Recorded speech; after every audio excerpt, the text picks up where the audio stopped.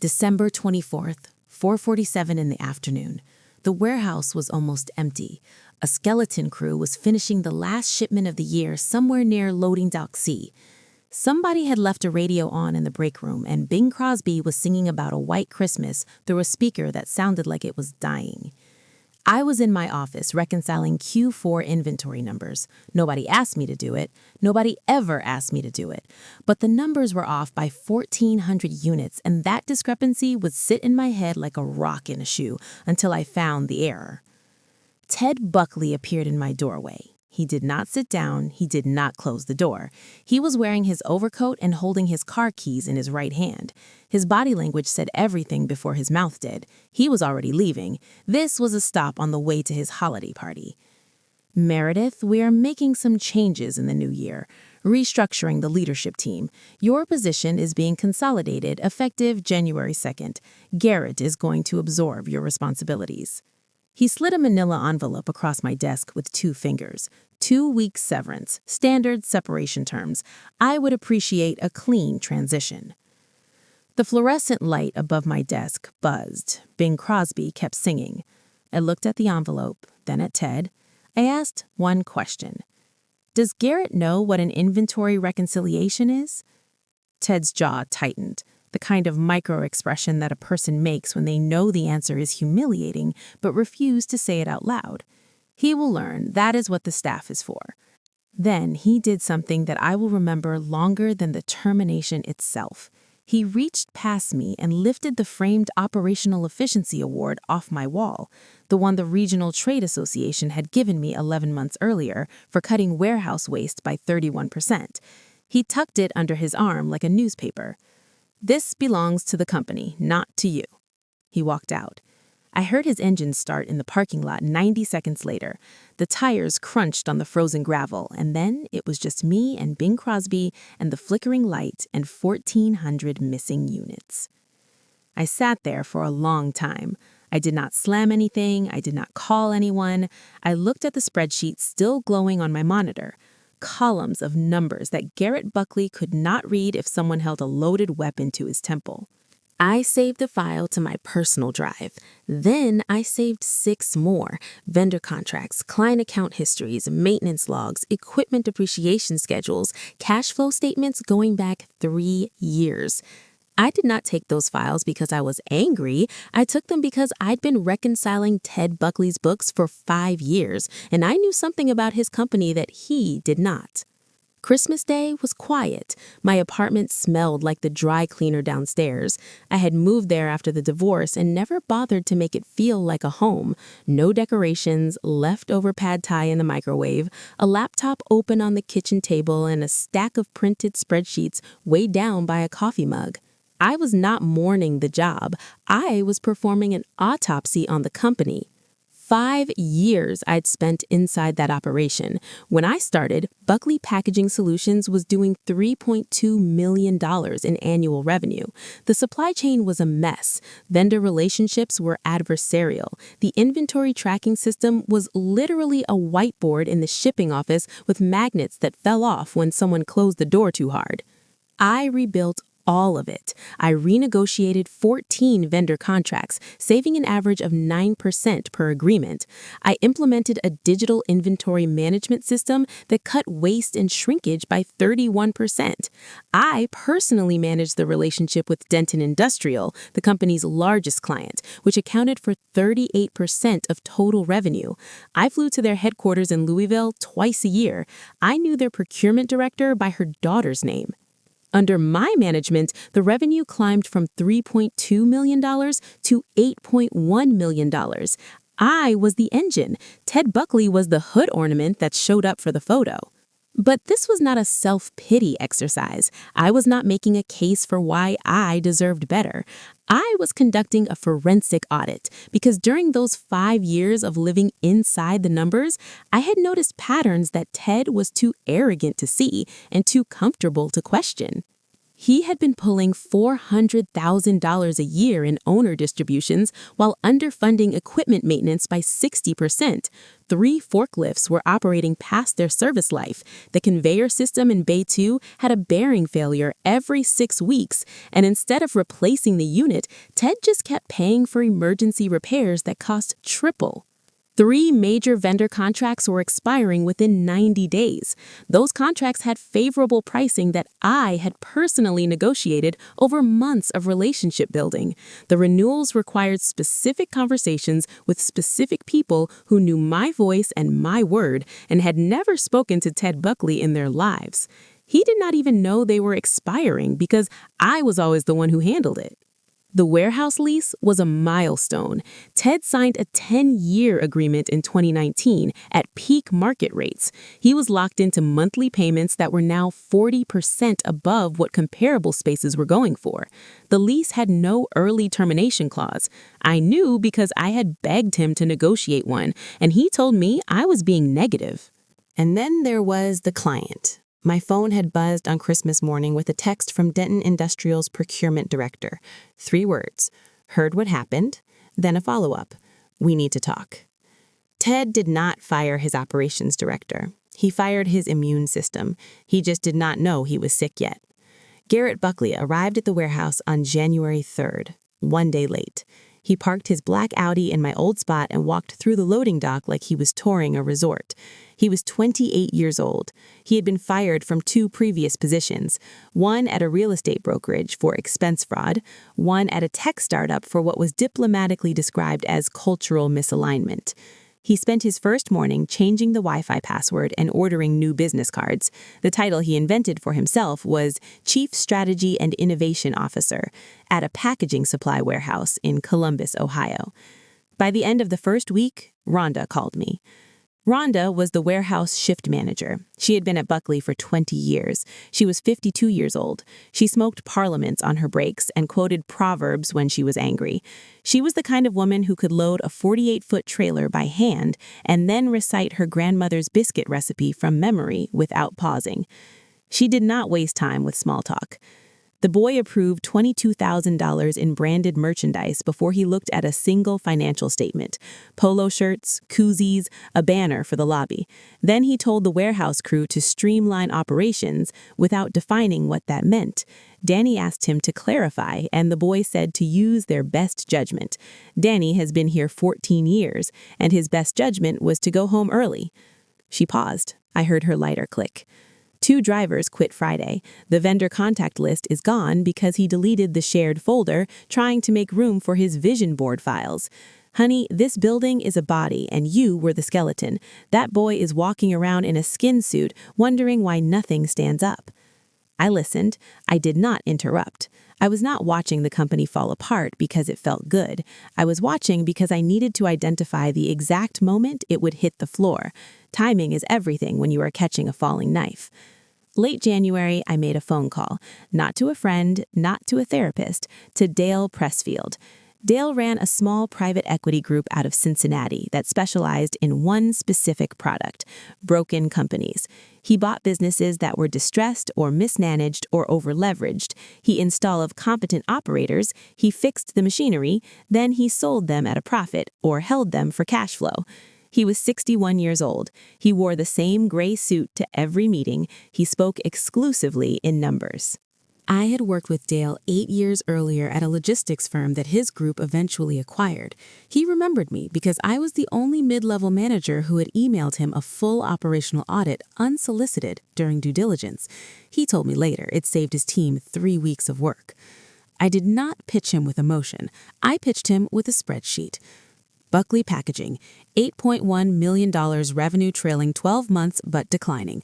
Owner extracting $400K annually while deferring critical maintenance. Key client relationship attached to a terminated employee, not to the business. 3 vendor contracts about to lapse with no one qualified to renew them. New management actively accelerating deterioration. Warehouse lease 40% above market with no exit. Dale was quiet for 11 seconds. I counted. What is the ask? I do not want a job. I want to buy it. With what? With the one thing Ted does not know exists. There was a silent partner, and Ted had been pretending she was dead. Sharon Buckley was Ted's ex-wife. They divorced 3 years before I was fired. The settlement was vicious. Sharon retained 40% ownership of Buckley Packaging Solutions. The divorce decree required Ted to buy out her shares within 24 months at independently appraised fair market value. He never did. He just stopped returning her calls. He removed her name from the company letterhead. He told the accountant to stop sending her quarterly statements. He acted as if ignoring a legal obligation long enough would make it disappear. Sharon lived in a 2-bedroom condo in Hilliard, 20 minutes from the warehouse she co-owned. She had not received a distribution check in over 2 years. She had not seen a financial statement in 3.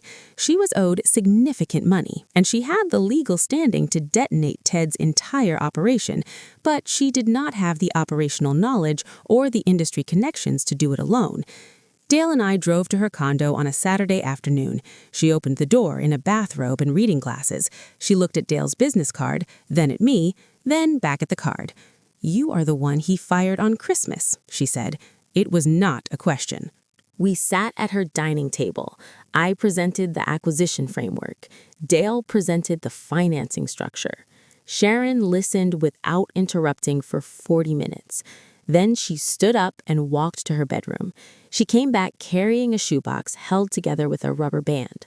She dropped it on the table. Inside were 3 years of unopened envelopes from the company, distribution notices that were never funded, shareholder reports that were never sent, board meeting minutes from meetings that never happened, annual compliance filings that listed her as a 40% owner of a company that treated her like a ghost. He thought if he ignored me long enough, I would evaporate. She looked at me. "Tell me where to sign." We had the shares, we had the strategy, we had the data, but we needed Ted to make one more mistake before we moved. Fortunately, Garrett was building mistakes faster than he was building anything else. February through March was a controlled demolition. Rhonda kept me informed even after Garrett fired her for insubordination. Her crime was telling him that the inventory management system he deleted was the only mechanism tracking $600,000 in warehouse stock. She walked out with 20 years of institutional knowledge and a discrimination complaint she filed on her lunch break. The Denton Industrial account was the first domino. Garrett missed 2 delivery deadlines. He shipped the wrong product specifications twice. He never returned a single call from their procurement team. By mid-February, Denton moved their entire contract to a competitor. 38% of revenue vanished in a single email. The vendor contracts lapsed in March. 2 major suppliers switched Buckley to prepayment terms only. Cash flow contracted like a fist. Garrett ordered a $45,000 company rebrand, new logo, new website, promotional videos featuring himself walking through the warehouse in a hard hat he had never worn before. The invoices hit while payroll was already 2 weeks late. Then the insurance audit. A warehouse worker injured his back after Garrett eliminated a safety protocol he called bureaucratic friction. The worker's comp claim triggered an inspection. The inspection revealed the deferred maintenance. The insurer threatens to revoke coverage entirely. The company was bleeding from 5 wounds simultaneously. Ted started showing up at the warehouse again. I heard from a former colleague that he walked the floor looking lost, touching equipment he did not understand, asking questions about systems that no longer existed because his son had deleted them. In April, we made our move. Dale's fund now legally held Sharon's 40% stake. His attorneys sent Ted a formal notice. 3 counts: failure to execute the court-ordered share buyout, breach of fiduciary duty to a 40% shareholder, unpaid distributions totaling over $320,000. The notice included a demand for an independent valuation and invoked the forced sale provision embedded in the original partnership agreement. Ted called me 6 hours later. He did not know I was involved. He called me because I was the only living person who understood his books well enough to make them look presentable. Meredith, I know things ended badly, but I need your help. The company is being audited. I just need someone to organize the financials before the assessor comes in. I will pay you consulting rates. Name your price. He fired me on Christmas Eve. He was calling me on Easter week, asking me to save him. I let the phone ring 4 times before I picked up. I told him I would meet him at the warehouse. I did not come alone. When Ted walked into the conference room, he saw Dale sitting at the far end of the table, a leather folder open in front of him, reading glasses on, no expression. Sharon's name was printed on the first page of the acquisition offer, clearly visible from where Ted stood. The color left his face in stages. First the cheeks, then the forehead, then his hands, which had been reaching for the back of a chair, went still. I sat down across from him and opened my own folder. Dale's fund is offering to purchase your remaining 60% at current distressed valuation. The independent assessor has reviewed the company's financials, including the declined revenue, the lapsed contracts, the deferred maintenance, the pending insurance action, and the outstanding liability to your former spouse. The assessed value of your 60% stake is $1.4 million. Ted stared at the number. 6 months ago, this company was worth over $5 million. 6 months ago, he had handed his son the keys to an $8 million revenue operation and told me my contribution belonged to the company. Now I was offering him $1.4 million to walk away from the ruins. His mouth opened, closed, opened again. He looked at Garrett, who was standing in the corner of the room holding a coffee mug from the $45,000 rebrand. The logo was already peeling. You can accept this offer and exit clean, or you can litigate. But litigation means discovery. Discovery means your financials go on the public record. The $400,000 annual draws while maintenance was deferred, the ignored buyout order, the shareholder violations. Your attorney has likely already told you what that looks like. Ted looked at his son, then at the number, then at me. For the first time in 5 years, Ted Buckley had absolutely nothing to say. He signed on a Wednesday. The acquisition closed 11 days later. Garrett's access badge was deactivated before he finished his morning coffee. He tried to take the standing desk. I let him. It was purchased on the company card, but it was not worth the argument. Some battles you win by not fighting them. I rehired Rhonda first. She answered on the second ring. I did not have to explain. She said, "I will be there Monday," and hung up. I called back the 2 drivers who had quit. I personally visited every vendor and renegotiated terms face to face. I flew to Louisville and sat across from Denton Industrial's procurement director and presented a 90-day recovery plan.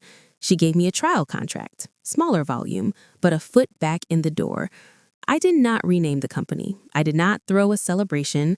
I sat at my old desk under the same flickering fluorescent light and opened the Q1 spreadsheet. The 1,400-unit discrepancy from Christmas Eve was still unresolved in the system. I found the error in 20 minutes, a decimal point in the wrong column, the kind of thing that only matters to someone who actually reads the numbers. 3 months after the acquisition, I ran into Ted at a gas station off Broad Street. He was driving something I did not recognize, older, less polished.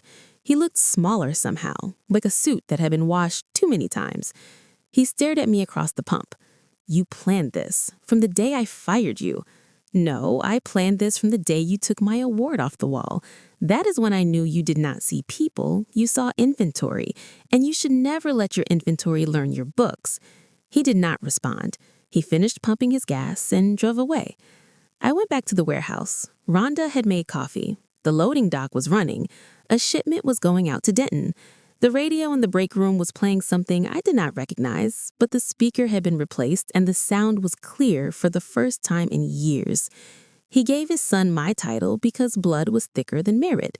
6 months later, merit bought the building. Blood could not even make payroll.